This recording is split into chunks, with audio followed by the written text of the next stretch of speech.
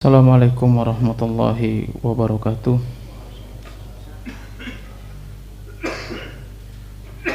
Innal hamdalillah nahmaduhu ta'ala wa nasta'inuhu wa nastaghfiruh wa na'udzu billahi min syururi anfusina wa min sayyiati a'malina. May yahdihillahu fala mudilla lahu wa may yudlil fala hadiyalah. Asyhadu an la ilaha illallah wahdahu la syarikalah wa asyhadu anna Muhammadan abduhu wa rasuluhu alladzi la nabiyya ba'da.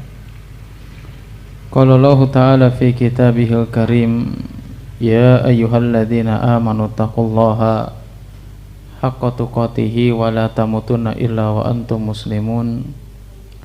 Ya ayyuhan nasu taqu rabbakumul ladzi khalaqakum min nafsin wahidah wa khalaqa minha zawjaha wa batha minhuma rijalan katsiran wa nisaa'a wattaqullaha alladzi tasaaluna bihi wal arham innallaha kana 'alaikum raqiba. Ya ayyuhalladzina amanu taqullaha wa qulu qawlan sadida yuslih lakum a'malakum wa yaghfir lakum dzunubakum wa may yuti'illaha wa rasulahu faqad faza fawzan 'azima. Ma ba'du.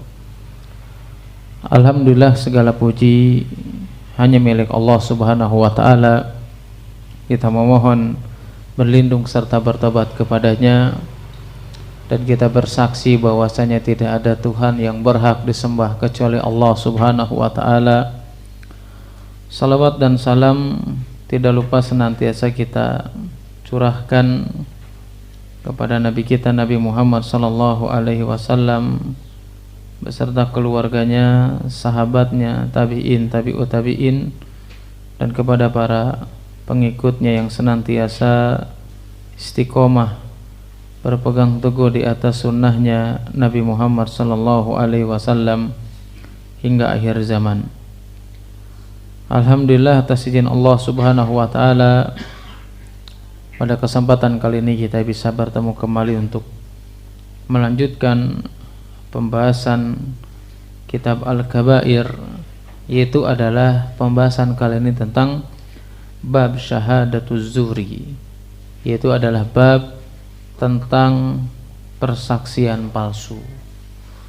Persaksian palsu ini dinukilkan atau dimasukkan ke dalam kitab Al-Kabair oleh Imam Az-Zahabi rahimahullahu ta'ala untuk menjelaskan kepada kita ternyata persaksian palsu itu adalah termasuk daripada dosa besar.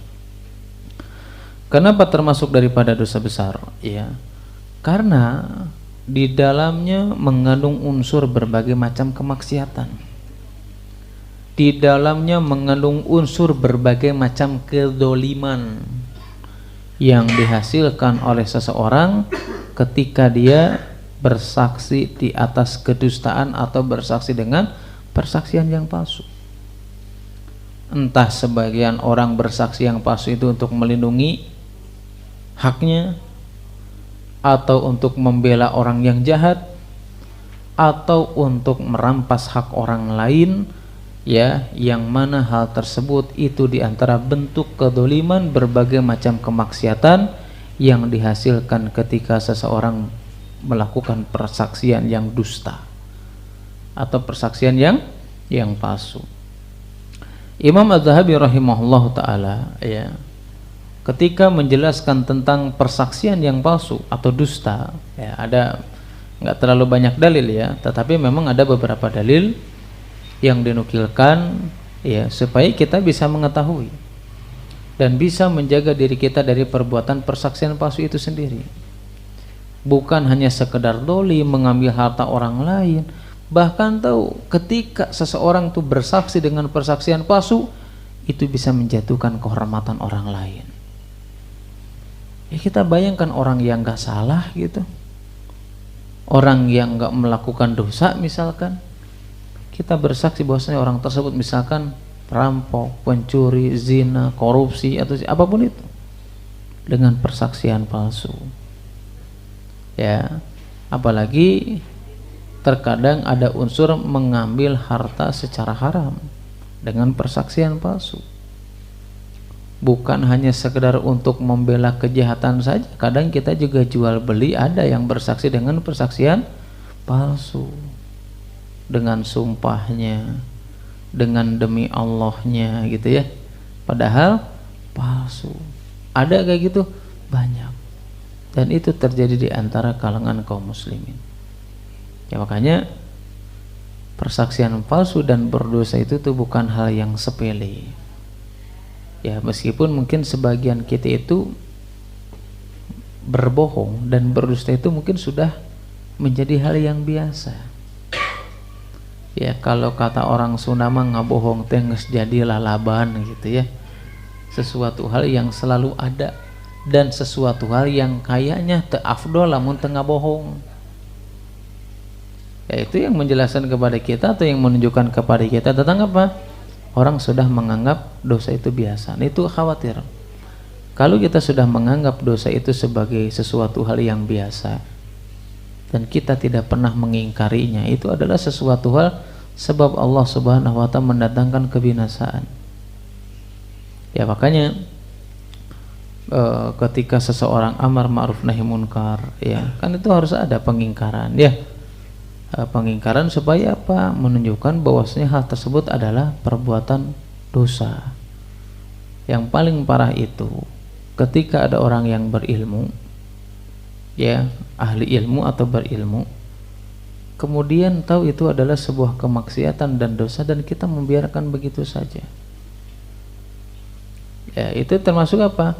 Nanti ujung-ujungnya kalau kata bahasa zaman now itu normalisasi,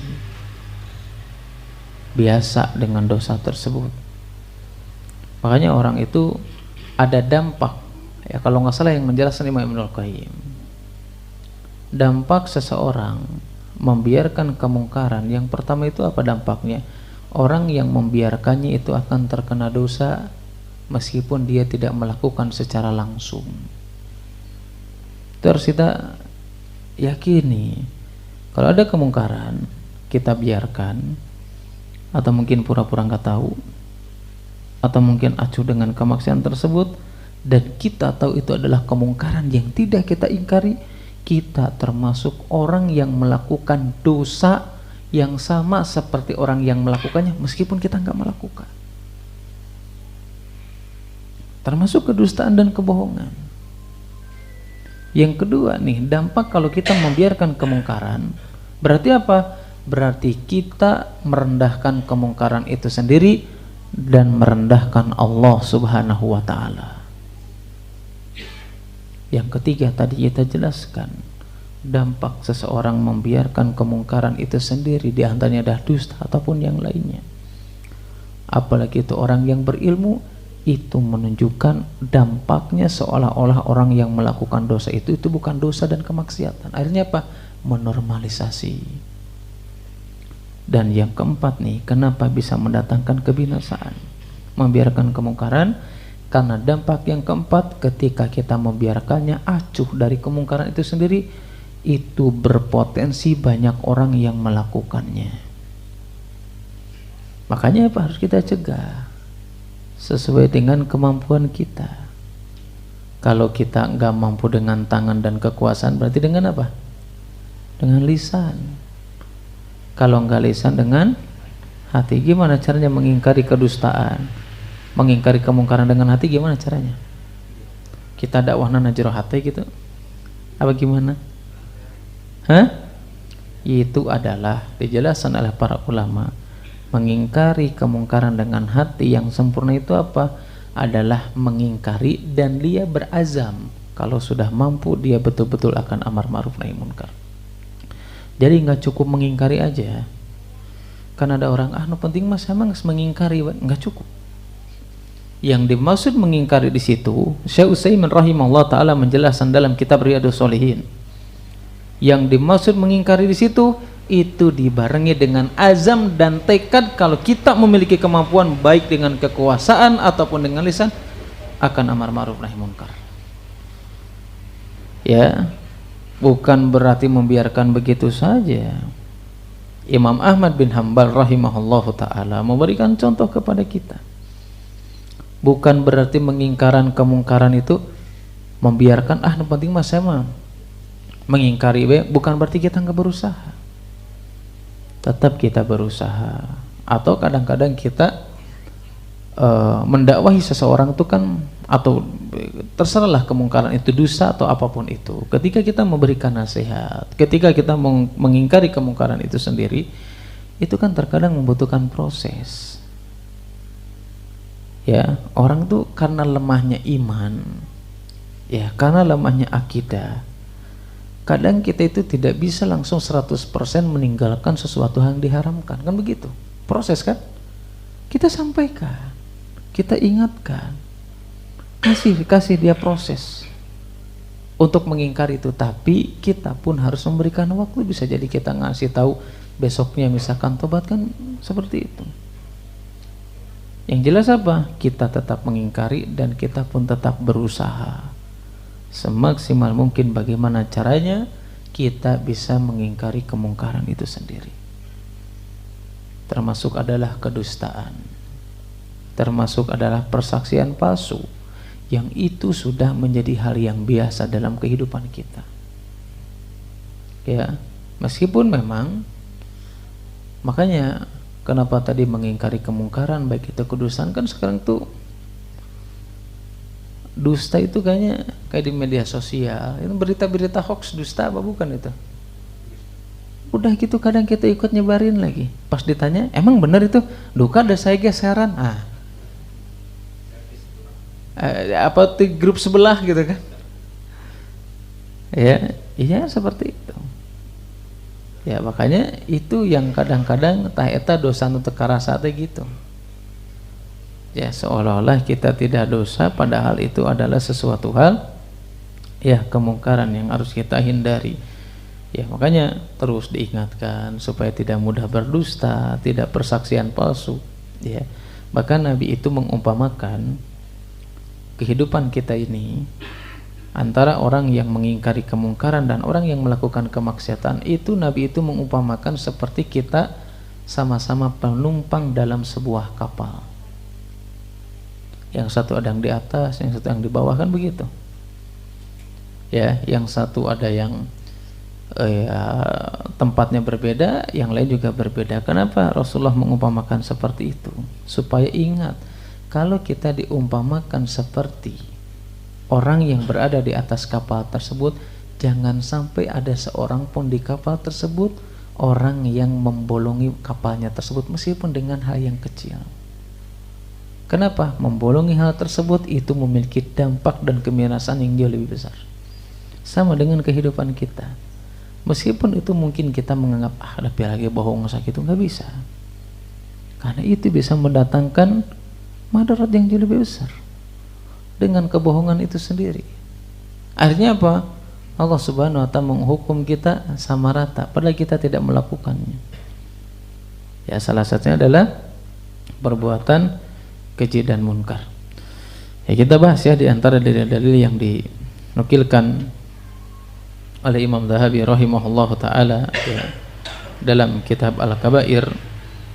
Di antaranya adalah di sini dalil yang dinukilkan oleh Imam Zahabi rahimahullahu taala, yaitu adalah surat Al-Furqan ayat 72, bahwasanya Allah Subhanahu wa taala berfirman, walladzina la yashhaduna zura, dan orang-orang yang tidak memberikan persaksian palsu.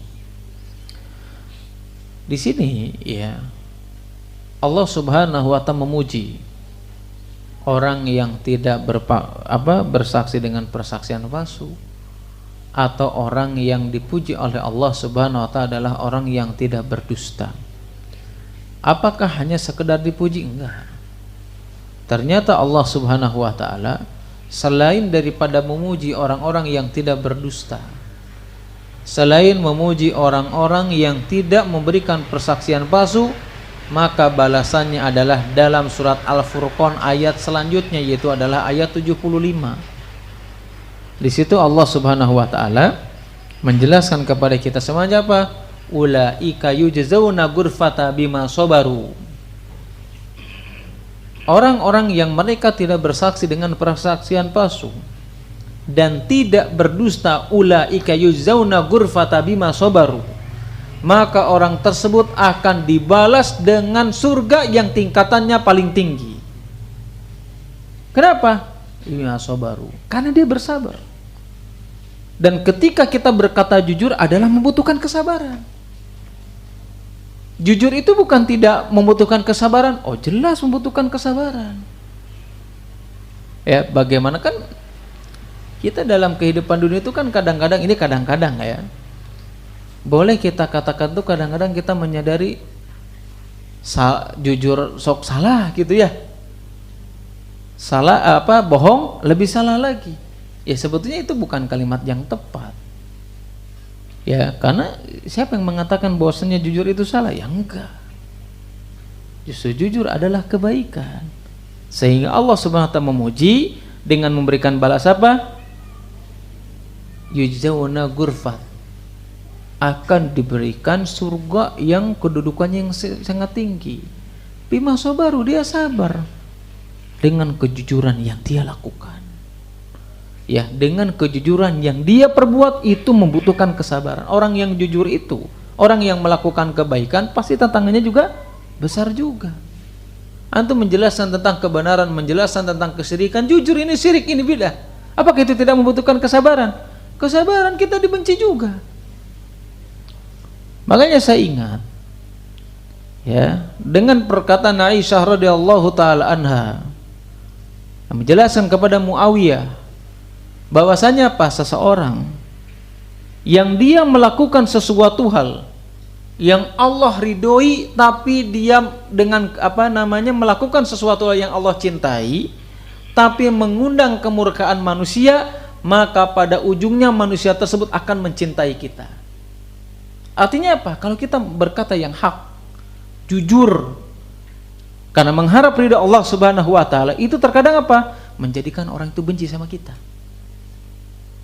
Kita jelasin nih loh Pak, kita jujur, ini Pak bid'ah Pak, ini syirik Pak, ini haram Pak, jujur kita. Apa gitu nggak mengundang kebencian?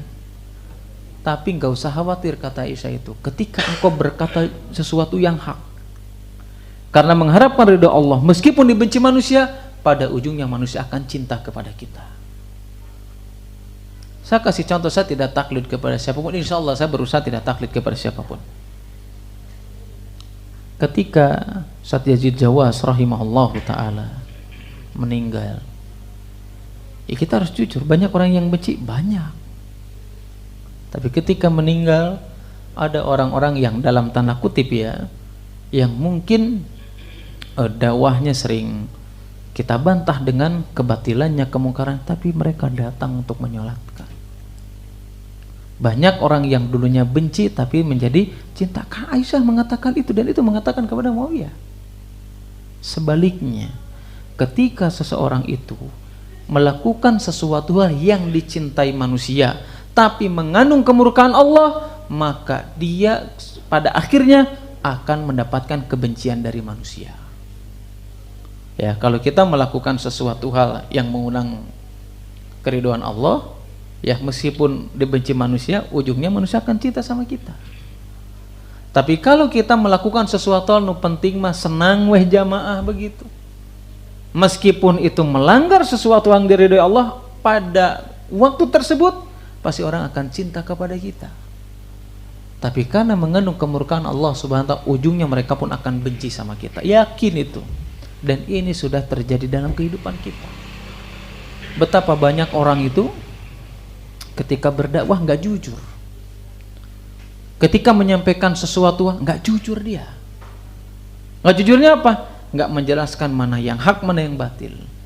Bahkan mereka menutupi kebenaran. Supaya apa? Supaya jamaahnya nggak kabur, supaya jamaahnya senang dengan apa yang kita sampaikan. Tapi pada ujungnya Allah Subhanahu wa ta'ala akan meninggalkan kita. Melalui siapa? Melalui orang-orang yang selama ini kita mengharapkan kecintaannya. Makanya Imam Syafi'i itu menjelaskan kepada kita, ya, kalau kita mengharapkan ridho manusia, ya terserah itu dengan kedustaan, dengan kebohongan. Ya, kurang lebih ya perkataan Rasul, kalau kita selama ini mengharapkan keriduan manusia, kecintaan manusia, itu sesuatu hal yang tidak akan pernah terwujud. Tapi kalau kita mengharapkan keriduan Allah Subhanahu wa taala, adalah sesuatu hal yang diperintahkan. Maka bagi kita apa? Tinggalkanlah kecintaan yang tidak akan pernah terwujud, tapi lakukanlah kecintaan yang itu diperintahkan. Mending milih mana? Jujur aja. Ya, karena manhaj Ahlus Sunnah wal Jamaah tidak berdusta. Salah satunya ketika berdakwah, ketika mereka bersaksi dengan sesuatu yang hak, enggak pernah berdusta dengan akidahnya. Ahlus Sunnah wal Jamaah senantiasa jujur dengan akidahnya, bahkan menjelaskannya, menulisnya, menyebarkannya untuk menunjukkan kejujuran berada di atas akidah Ahlus Sunnah wal Jamaah. Enggak usah takut, enggak usah berdusta. Kalau kita berpura-pura tidak mau menunjukkan akidah yang benar seperti apa bedanya dengan orang Syiah yang mereka berdusta, takiyah, menyembunyikan akidah. Ahlussunnah enggak kayak gitu. Makanya kalau kita ingat dengan hadis Nabi sallallahu alaihi wasallam, ad-dinu nasihat. Agama ini adalah nasihat. Qulna liman, bagi siapa? Lillah. Yang pertama apa? Nasihat bagi Allah Subhanahu wa ta'ala. Maksudnya apa nasihat bagi Allah? Bukan kita menasihati Allah, Allah nggak butuh nasihat kita. Di antara bentuk seseorang nasihat kepada Allah Subhanahu wa ta'ala, mereka jujur berani untuk menjelaskan kebenaran yang diperintahkan oleh Allah Subhanahu wa ta'ala, apapun resikonya. Kalau kita berani menjelaskan ini loh hak, ini batil, ini haram, ini beda dan yang lainnya, dan itu yang diperintahkan syariat. Kalau kita melakukan seperti itu dengan jujur, mengharapkan ridha dari Allah Subhanahu wa ta'ala, itu bentuk daripada dakwah kepada Allah Subhanahu wa ta'ala. Jadi apa? Dakwah kepada Allah tidak memiliki ketakutan, kekhawatiran ketika kita menjelaskan syariat yang diperintahkan oleh Allah Subhanahu wa ta'ala. Kalau kita tidak melakukan itu, berarti kita nggak pernah jujur dengan diri kita masing-masing. Kita tidak pernah jujur. Meskipun kita tahu bahwasanya kita harus jujur dengan akidah kita, kita harus jujur dengan syariat ini, tapi tetap cara menyampaikan harus baik. Ya, bukan berarti ini kebenaran, ini hak harus jebrad-jebrod aja, nggak kayak gitu. Orang yang berakal itu tadi saya sampaikan ini di Birrul Walidain. Az-Zarnuji rahimahullah ta'ala dalam ta'lim beliau menjelaskan kepada kita, orang itu, atau bahkan Imam Ibnul Qayyim rahimahullah ta'ala menjelaskan dalam kitab Madarijus Salikin, ya, atau dalam Miftah Darus Sa'adah, beliau menjelaskan apa? Dakwah dengan cara bil hikmah itu kayak gimana? Bukan hanya sekedar didasari dengan ilmu, tapi dengan cara yang baik. Ya, kita ketika menjelaskan kebenaran jelas didasari dengan ilmu, kan? Didasari dengan dalil. Tapi maksud perkataan yang hikmah, kata Imam Ibnul Qayyim rahimahullah ta'ala, yang pertama adalah al-fi'lul ladzi yanbaghi ala wajhil ladzi yanbaghi wa fi waqtil ladzi yanbaghi. Beliau menjelaskan, berdakwah, memberikan, menjelaskan kebenaran dengan hikmah, yang pertama adalah fi'lul ladzi yanbaghi. Dengan apa? Dengan melakukan hal yang tepat. Yang kedua apa? Ala wajhil ladzi yanbaghi, dengan cara yang tepat. Wa fi waqtil ladzi yanbaghi, dan di waktu yang tepat. Jelaskan. Coba, ini waktunya tepat atau enggak? Caranya tepat atau enggak? Kira-kira waktunya tepat atau enggak? Nah, ini metode yang dilakukan Nabi SAW. Yang kelamaan jebrak, nggak kayak gitu dakwah itu. Kita dakwah ini ingin menyelamatkan kebaikan atau hanya meluapkan emosi? Kalau kita hanya jebrat-jebrod saja, meskipun yang disampaikan adalah jujur, bukan kedustaan, jebrat-jebrod, nggak pernah ngelihat situasi, bukan dengan kata yang baik, itu ada kemungkinan di dalamnya amar ma'ruf nahi munkar yang dia lakukan, nasihat yang dia lakukan itu hanya sekedar meluapkan kemarahan yang ada di dalam hatinya. Karena berdakwah itu bukan untuk meluapkan emosi, tapi karena rasa cinta kepada saudaranya. Meskipun apa? Kalimat yang jujur adalah sesuatu hal yang menyakitkan. Tapi kan sakitnya juga di awal ya. Oke lah ketika jujur kita sakit, tapi ujungnya apa? Cinta. Daripada berbohong. Terus gitu kan. Akhirnya apa? Sakitnya terakhir dan betul-betul menyakit. Jadi jujur Pak. Jangan sembunyi dari istri, sampaikan saja, harus jujur sama istri antum. Jangan sembunyi-sembunyi. Ya, kan itu menyakitkan. Makanya apa? Itu yang harus kita tanamkan. Bahwasanya orang-orang yang jujur berkata dengan sesuatu yang hak itu membutuhkan kesabaran. Bukan sesuatu hal yang mudah. Berbohong mah mudah di awal, ya kan? Tapi sulit di akhir. Tak mending mana? Tapi kalau kejujuran terkadang sakit di awal, tapi berujung dengan kecintaan kita, saling mencintai. Mungkin Pak, antum tuh sebetulnya salah ini Pak, harusnya antum jangan kayak gini. Sakit kadang-kadang kita. Ya memang nasihat itu sakit, karena nasihat itu adalah obat bagi luka. Yang namanya obat, kita lagi luka, coba ya, apa namanya, kulit kita misalkan soek gitu ya, kasih betadin coba, yang enggak. Alhamdulillah kan begitu. Alhamdulillahnya sakit kan? Ya itulah nasihat itu. Kadang kalau kita berbicara jujur, nasihat itu memang menyakitkan Pak. Karena memang kita lagi luka gitu loh. Karena kita lagi luka, ketika ada obat ya sakit. Dan ujungnya apa? Kesembuhan.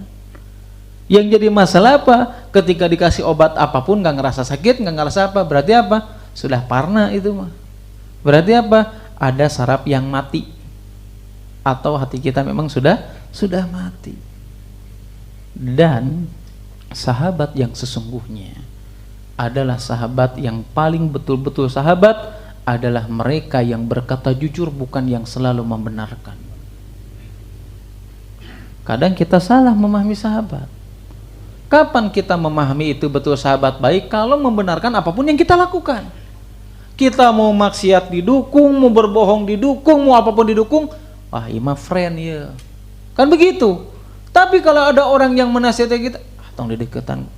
Mungkin kalau sekarang keluarga tina grup, lo baca ceramah, kan begitu mungkin. Tapi teman yang baik adalah yang selalu jujur, itu teman yang sungguhnya. Kalau ente salah ya salah. Kalau ente benar ya benar, itu teman sejati. Kalau ada teman yang membiarkan kemungkaran, membiarkan kedustaan, bahkan senantiasa mendukung apa kemaksiatan yang dilakukan, itu bukan teman sejati. Jangan berteman dengan orang seperti itu. Teman yang jujur. Meskipun kita tahu tadi kadang menyakitkan. Tapi apa? Sabar, kita butuh sabar. Ketika berkata jujur itu bukan sesuatu aja yang mudah, sabar. Jangankan bersabar ketika dampaknya aja. Kita mau ngomong jujur aja, itu ujiannya luar biasa. Aduh, lamun jujur kumaha, kan begitu. Lamun tuh jujur kumaha, coba mending gimana? Mending jujur atau mending kumaha? Mending jujur lah, daripada kumaha-kumaha, kan begitu. Kenapa? Karena tadi dijelaskan ulaika yujzauna ghurfata bima sabaru. Orang yang jujur tidak mendapatkan balasan kecuali surga yang sangat tinggi bima sabaru. Karena kesabaran yang dia miliki untuk berkata jujur. Kemudian apa? Wa yalqauna fiha tahiyyata wassalama. Masya Allah. Sudah masuk surga tinggi, wa yalqauna fiha tahiyyata wassalama. Sudah surganya tinggi, ketika masuk ke dalam surga tersebut disambut dengan salam, ucapan, sambutan. Masya Allah. Kapan? Ketika kita berkata jujur. Meskipun kita tahu meskipun itu dosa besar, memang ada dusta yang dibolehkan. Hukum asalnya dusta nggak boleh. Tapi ada maslahat dusta itu dibolehkan. Apa aja? Pertama, ketika ingin mendamaikan seseorang, mendamaikan pertengkaran, itu dibolehkan. Syariat yang memerintahkan, Nabi SAW. Karena di sini ada yang musuhan, misalkan kita sampaikan. Contoh ini mah contoh ya. misalkan Pak siapa, Pak Heri misalkan musuhan sama Pak Asep, ada Pak Asep sih. Contoh, kita datang nih ke Pak Asep, Pak Asep sebetulnya Pak Heri itu sayang sama antum itu. Ke Pak Heri juga gitu, itu kan sebetulnya Pak Heri nggak ngomong juga, sayang sama dia. Apa gitu dibolehkan? Dibolehkan ketika ingin mendamaikan suatu pertikaian, itu boleh. Atau ketika ingin mendamaikan antara suami dan istri, atau memperbaiki hubungan suami dan istri, padahal masaknya pangset gitu kan, nggak enak misalkan, tapi kan ingin menyenangkan istrinya. Oh masya Allah enak banget ini masakan, tapi kalau bisa nanti mah garamnya kurangin aja nih, ini udah enak banget nih, kan begitu bisa ya. Kadang kita masak itu benar mancing tadi ukur kumaha, ya Allah itu udah ngaji kita ini sing atuh mah kira-kira we uyah teh kan begitu ya, kita sampaikan wah enak banget ini, tapi kalau bisa nanti gitu ya. Ya kalau bisa nanti kuranginlah garamnya, tambahin nama daging nawe, kan begitu bisa. Wah bisa wae kan begitu ya, itu yang dibolehkan seperti itu. Tapi kalau berbohong dengan penghasilan jangan, itu nggak boleh. Jujur kalau penghasilan nggak boleh berbohong. Tapi memang Nabi SAW itu memang tidak ada kewajiban kita menjelaskan penghasilan kita itu, nggak perlu dijelaskan, itu memang syariat menjelaskan itu. Kenapa Nabi membolehkan itu? Tapi kalau ditanya ya jujur lah, Pak sebenarnya hari ini kemana, langsung aduh ya teh mayar iya mayar itu, padahal kan nah tahu ditanya kita jujur aja. Tetapi memang tidak ada kewajiban bagi kita untuk menjelaskan jujur penghasilan kita, itu nggak ada kewajiban. Tapi adab menjelaskan silakan boleh. Kenapa Nabi mengatakan itu tidak diwajibkan? Karena kalau seandainya kita jujur, kalau kita memiliki penghasilan yang banyak, dia khawatirkan istri kita menggunakan harta dengan cara-cara yang dilarang, berlebih-lebihan. Kalau kita jujur kepada mereka, ternyata penghasilan kita kecil, dikhawatirkan seorang istri merendahkan suaminya. Ya saja. Kumaha Pak? No penting mah aya we. Mamah bade ka pasar baru mah enggak aya. Ya. Da Ramadana kita can wios ti ayeuna we misal acuk nang mah pinuh silakan aja. Kan begitu. Ya harus baiklah. Ya, makanya hadis dari Aisyah menjelaskan apa? Khairukum li ahli wa ana khairukum li ahli. Ini Nabi yang mengatakan sebaik-baik manusia adalah mereka yang baik terhadap keluarganya. Dan Nabi mengatakan dan saya yang paling baik terhadap keluarga. Jadi patokan seorang suami baik itu adalah ketika di rumahnya, bukan ketika di luar. Kan ada orang kan, wah suami saya mah bager misalkan, kumaha gitu, wah sasahage pokoknya mah panggih langsung ditraktirkan begitu. Ketemu di jalan makan dulu, pokoknya bager gitu dalam masalah. Ternyata apa? Sama istri dan anaknya bakhil. Nah itu kebaikan pencitraan namanya, baik yang tidak jujur. Padahal patokan seseorang jujur adalah ketika di rumahnya. Kalau sama istrinya baik, sama anaknya baik, maka pasti di luar pun akan baik. Tapi kalau di luar baik, belum tentu di rumahnya. Ya, jujurlah, jangan sembunyi-sembunyi. Atau misalkan ada sesuatu hal dalam syariat itu yang dibolehkan hampir semakna dengan dusta, tapi sebenarnya bukan dusta. Namanya tauriyah. Itu mirip dusta tapi bukan dusta, tauriyah. Menyampaikan sesuatu hal, kalimat, perkataan tapi multi tafsir, memiliki tafsiran yang banyak. Orang yang mendengar itu punya tafsiran sendiri, orang yang ngomong juga punya tafsiran sendiri. Dari mana? Ibrahim alaihissalam ketika membawa istrinya, dan di zaman tersebut ada seorang raja yang hobinya itu menculik istri orang lain. Kalau bahasa kita namanya pelakor. Pelakor mah perebut laki orang ya. Pokoknya perebut istri orang. Apa itu? Enggak usah dipikirin Pak. Kayaknya Pokoknya perebut istri orang. Nggak usah ya. Apalagi chat GPT coba apa istilahnya, nggak usah. Dulu ada raja yang suka menculik istri orang, hayang wae gitu ke pamajikan batur dah. Ketika Ibrahim datang kan khawatir. Ibrahim ditanya, ini siapa? Kalau itu disampaikan bahwasanya istri Ibrahim, pasti akan diculik. Ibrahim mengatakan apa? Istri ini adalah saudariku, saudari perempuanku. Bohong atau enggak? Secara makna enggak bohong, memang benar. Itu adalah saudari se-Islam. Bohong enggak? Enggak, meskipun mungkin dia mikirnya si raja tersebut, oh memang adiknya atau kakaknya, kan begitu. Yang ngomong punya makna sendiri, yang mendengar juga menafsirkan dengan makna sendiri. Itu namanya apa? Tauriah. Saya pernah mengamalkan hal seperti, meskipun ini salah ya, tapi ini cerita aja. Itu saya sadar salah. Cuman alasan, waktu itu saya waktu pesantren. Wah pokoknya mah yang pulang heula we gitu, pengen pulang dulu ke rumah. Alasan aku mah gitu ya, supaya kita bisa pulang. Karena tahu tauriah itu. Akhirnya apa saya izin pulang Pak. Ada saudara saya meninggal. Saya bohong nggak? Tauriah sebetulnya itu. Lah emang yang meninggal di Al Ihsan sekarang orang Islam bukan saudara kita? Itu saudara kita, senabi Adam. Meskipun itu gak boleh dia lakukan, itu pernah sesuatu hal yang itu kayaknya sih gak boleh gitu loh. Saya mau pulang Ustaz, saudara saya ini meninggal. Saya waktu itu sama keponakan saya pulang dulu itu. Pas ke rumah bohong lagi kan. Astagfirullah. Tapi ya itu maksudnya, tauriah itu mengucapkan sesuatu hal yang kita itu punya tafsiran tersebut, multi tafsir gitu loh.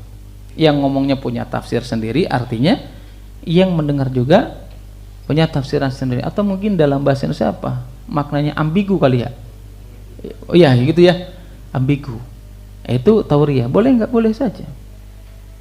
Atau misalkan antum diajak melakukan sesuatu hal yang diharamkan, ya diajak melakukan sesuatu hal yang mengandung syirik bid'ah misalkan, kan bisa menyampaikan, Pak jangan lupa ya nanti malam datang itu. Aduh punten aya kegiatan. Emang kegiatannya apa? Banyak kegiatan kita, bantu istri, masak, ngepel. Apa gitu bukan kegiatan? Itu tauriah. Kan begitu. Saya ada kegiatan ini. Atau misalkan Pak ini jangan, kita tahu di situ adalah kemungkaran dan kemaksiatan. Punten Pak, saya terencana hari ini keluar kota. Meskipun ke Banjaran, emang Banjaran lain kota gitu? Atau ke Dago bukan kota gitu, ke alun-alun kota itu? Apa multi tafsir enggak? Itu bisa. Itu namanya tauriah. Ya, tahu tauriah. Atau misalkan ada kesibukan, enggak ada kegiatan Pak, ayo apa? Ayo Pak, dan yang lainnya, tapi kita tahu itu kemaksiatan. Aduh maaf Pak, saya ada kesibukan. Ya nyuci piring, ngasuh budak dan yang lainnya. Itu namanya tauriah. Dan itu bukan sebuah kedustaan. Ya, kapan? Ketika, harus garis bawahi, ketika di situ ada maslahat.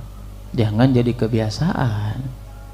Ya, kalau ada maslahat silakan aja. Kalau hanya kayak anak tadi itu nggak ada maslahatnya gitu. Pesantren izin itu kan meninggal udah. Saya pas udah itu jadi apa kalau kata orang Sunda, rewas kereureunnakeun, astagfirullahaladzim. Kenapa kita kayak gitu? Nah ini baru satu dalil. Insyaallah nanti setelah Isya kita lanjutkan dalil berikutnya insyaallah. Subhanakallahumma wa bihamdika asyhadu an la ilaha illa anta astaghfiruka wa atubu ilaik. Assalamualaikum warahmatullahi wabarakatuh.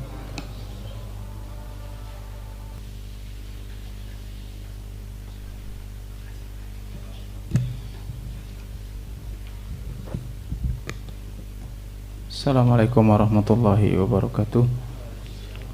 Alhamdulillahilladzi arsala rasulahu bil huda wa dinil haqqi liyudhhirahu ala dini kullihi wa kafa billahi syahida.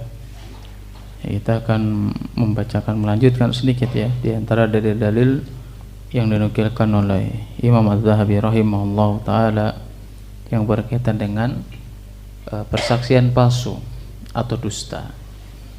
Kemudian ya di antara penjelasan yang tadi sudah kita jelaskan, yaitu adalah orang yang tidak bersaksi palsu atau tidak melakukan kedustaan, salah satunya adalah dalam surat Al-Furqan ayat 75, ulaika yujzauna ghurfata bima sabaru wa yulaqauna fiha tahiyatan wa salama.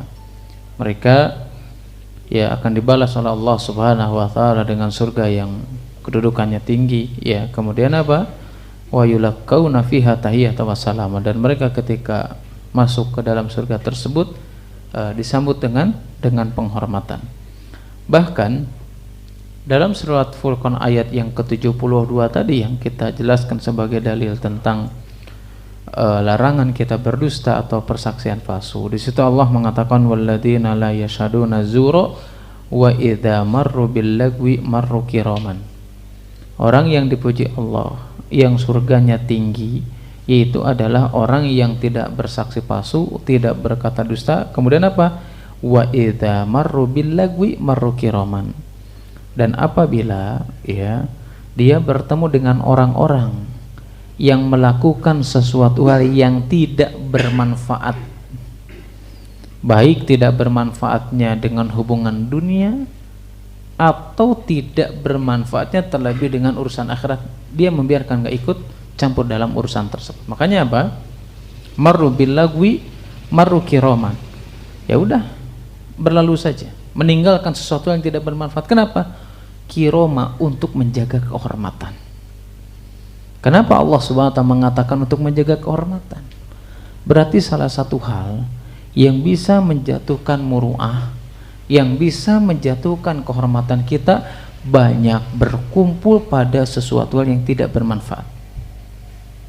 Banyak berkumpul pada sesuatu hal yang tidak berguna adalah sesuatu yang bisa menjatuhkan kehormatan seseorang.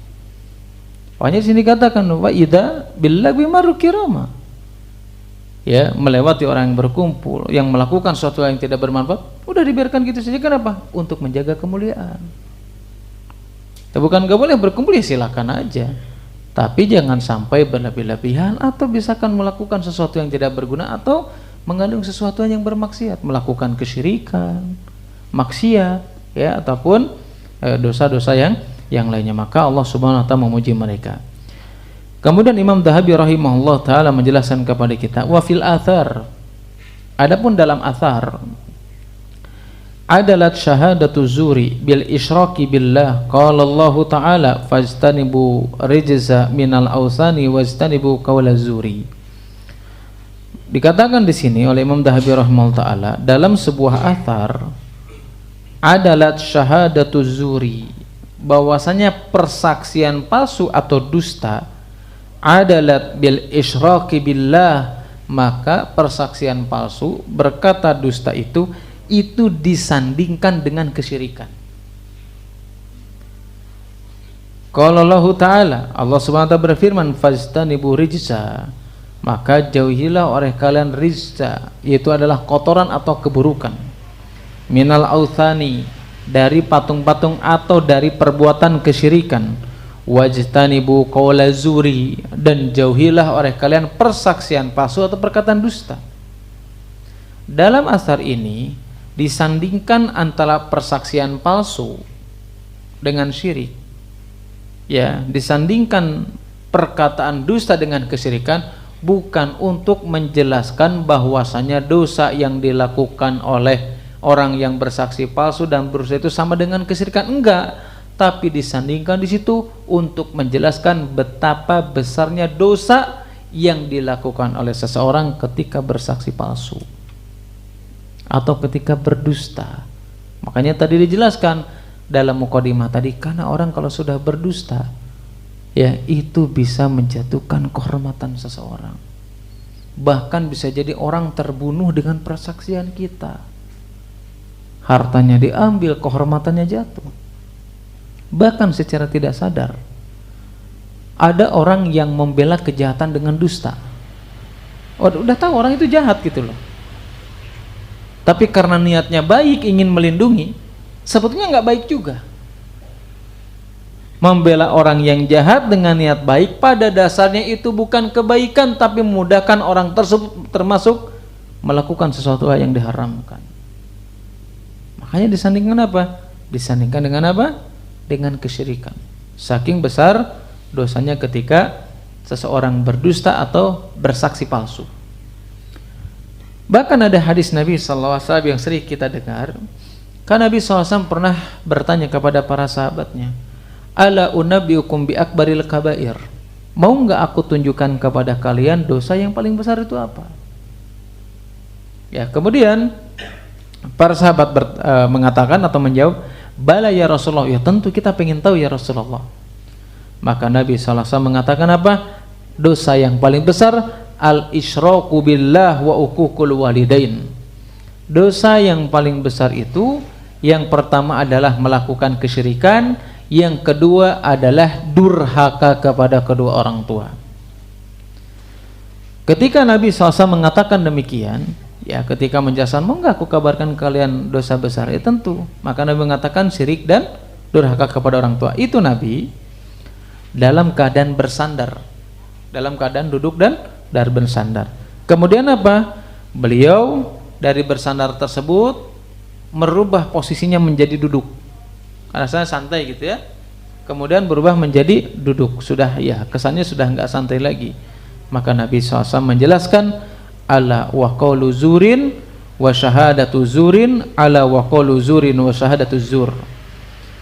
Tadi setelah menjelaskan syirik dan durhaka kepada orang tua, merubah posisinya secara tegas, dan termasuk dosa yang paling besar, engkau berkata dusta dan bersaksi dengan persaksian yang palsu. Engkau berkata yang dusta dan engkau bersaksi dengan persaksian yang palsu. Itu diulang sama Nabi SAW. Yang asalnya santai kemudian tegas, dan itu diulang untuk apa? Untuk menegaskan bahwasanya hal tersebut adalah dosa besar. Untuk menegaskan kepada kita bahwasanya itu adalah dosa besar, sehingga disandingkan dengan syirik, bahkan disandingkan dengan orang yang durhaka kepada orang tuanya.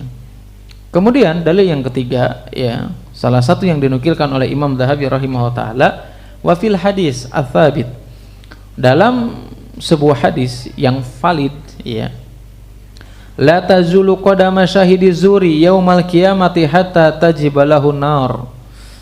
Tidaklah bergeser kedua kaki orang yang berdusta yaumal qiyamah, pada hari kiamat, hatta tajiba lahun nar, sampai dia wajib masuk neraka.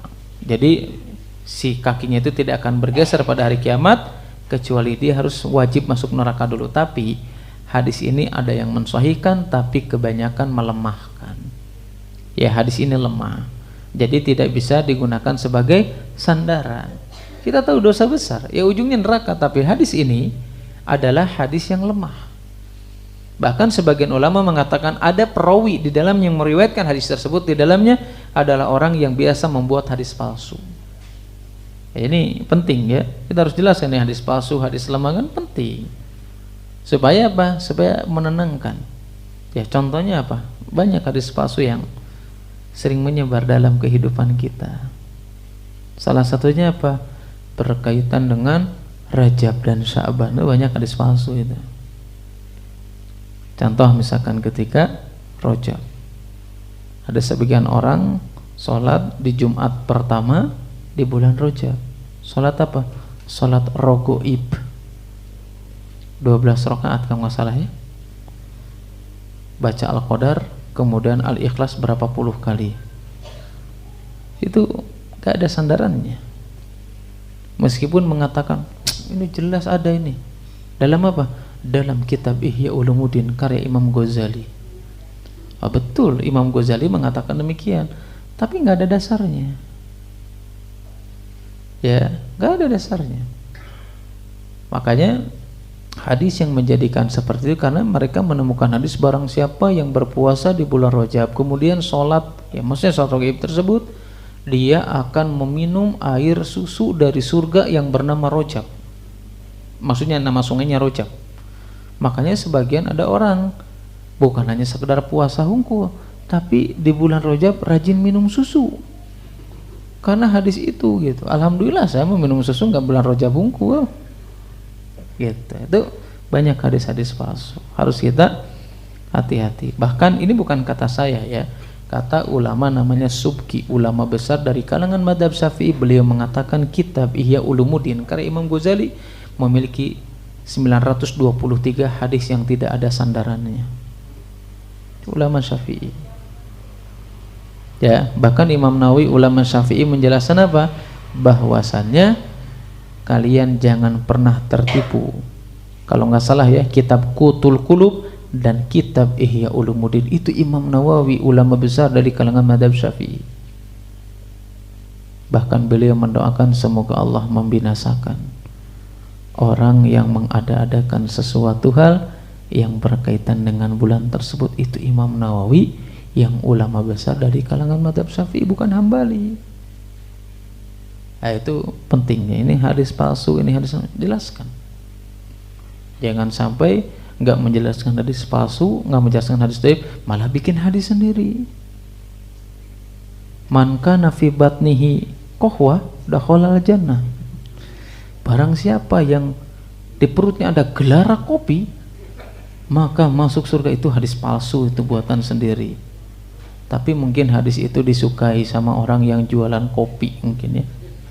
Nah, itu pentingnya. Tadi yang jelas hadis tadi adalah hadis yang lemah ya, karena ada seorang perawi namanya Muhammad bin Farad al-Kufi, yaitu dinilai oleh sebagian ulama ya lemah. Terkadang sebagian ulama juga ada yang mengatakan senantiasa menggolongkan hadis palsu. Yaitu diantara dalil-dalil yang bisa kita sampaikan hari ini ya, yang berkaitan menjelaskan bahwasanya diantara dosa besar yang dijelaskan dalam syariat atau dinukilkan oleh Imam Nawawi dalam kitab Al-Kabair adalah berdusta dan bersaksi palsu atau persaksian palsu, baik di persidangan atau dalam pekerjaan atau mungkin dalam muamalah dalam pekerjaan, yaitu sesuatu yang diharamkan dalam syariat Islam. Wallahu a'lam bishawab. Ini yang bisa disampaikan hari ini, mudah-mudahan bermanfaat khususnya bagi saya pribadi, bagi jamaah sekalian.